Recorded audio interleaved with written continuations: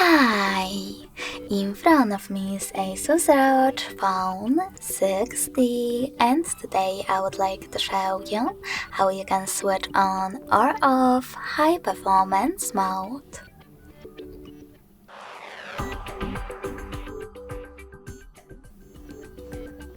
First of all, go into Settings and tap on Battery section.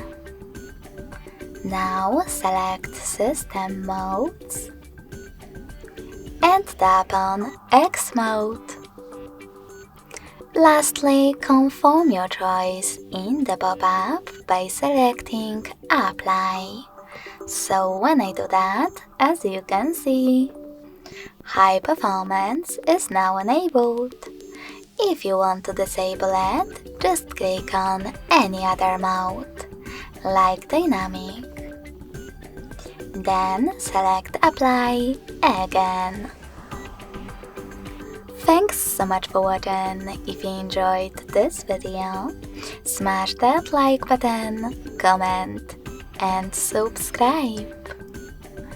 Bye!